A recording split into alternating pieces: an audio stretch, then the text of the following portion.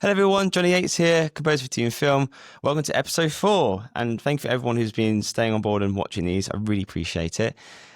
So for episode 4, the topic is what mistake I made early on in my career and what did it teach me? There are so many mistakes that happen throughout my career before I became a full-time freelance composer. For the first point I'll probably put out there is you've got to realize that mistakes are an important factor when you're in any career you're in really, but as a composer, you've got to learn the failures, the problem solving, or how a mistake happens, because these are the things that make you grow and get better. And you have to learn from them and motivate yourself to realize, okay, I made a mistake, but I've got to make sure next time I'm ready for that. And to this day, I still make mistakes because you've got to remember, we're all human. It's part, again, the human process of what we do. And I'm a big believer that the failures are the biggest moments of your career or your life where you can actually really learn from it and progress and improve yourself, whatever you're doing. So that's probably my first major comment about that, is whenever a mistake happens. When I finished my academia at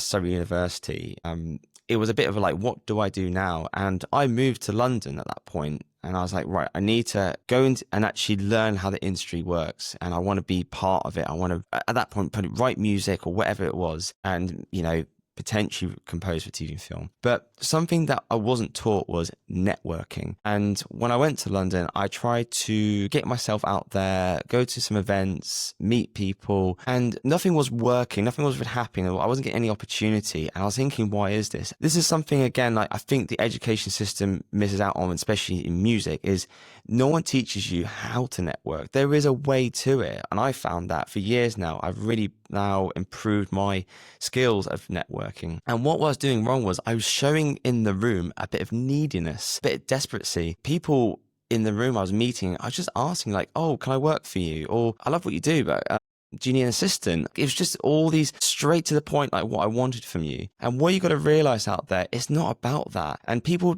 don't connect or resonate with that well, because in this industry, it's about just going in the room and learning from these people, hearing the stories and relating what you're going through. When you're trying to go to someone and take something off them, people generally don't want that. I don't usually want that. I get asked oh, okay, hi, can I be assistant for you? And I obviously would love to, offer that opportunity, but straight away, unfortunately, I don't know who you are. I've just met you, or you're just by an email. It takes building connections and relationships, because you've got to remember the role as a composer. We're a very rare breed, but we are people that we are able to really help the people that we work with in productions, and they can trust you whatever you're going to do to provide and deliver. And this is the starting foundation point of what you're doing in networking. It's just people get to know who you are, what you're about, and what you're trying to achieve and what they're doing. That's something that's really important. I did not know when I went in there. I started to realize it wasn't all about me. It's all about the people in the room. So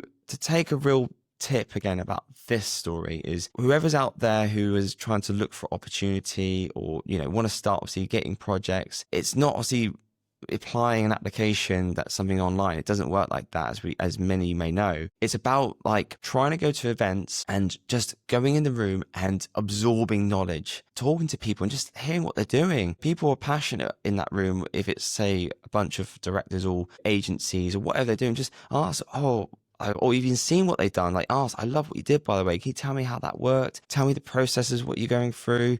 And then just really for you to learn. And that's what I take into this day, networking. I don't go in there and expect anything about an opportunity. I just want to go in and just understand how the industry is moving right now. Ask people that are really in the thick of it and what they're learning, what they're doing, how they're adapting, what is now AI doing with the industry. The reason this happens is then when people have a good conversation with them, they actually want to go, oh, I actually probably like to work with that person.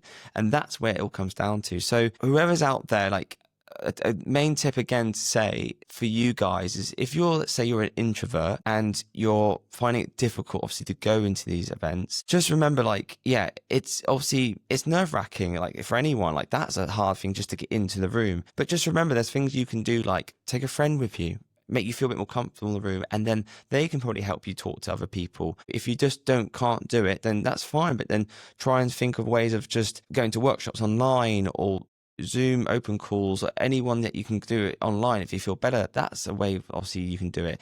If you are an extrovert but not sure about obviously communicating, then it really is just practice. Just keep going, but maybe take these tips I'm talking about today. Just really, yeah, go out there and just absorb everything you can and think about just how interesting people are in our industry and what they're doing, and really then having good conversations and learning a lot about them. And that's probably the start of what you can do. So that's something I learned a lot from my career. There's, I say, many others that I can talk about. If anyone's actually interested about this, I'm open to making a separate video about this, and I can put it online. So just put on the comments if there's anything you want to know a little bit more about, or even there's a particular question or something you may have had a failure in or made a mistake, and how do you resolve that, then I'm happy to help. Anyway, I hope that's really helpful, guys. I hope that's giving you some ideas on what you can do with, obviously, any mistakes and any ways of bouncing back on anything you're going through. All the best, and see you on the next one. Bye.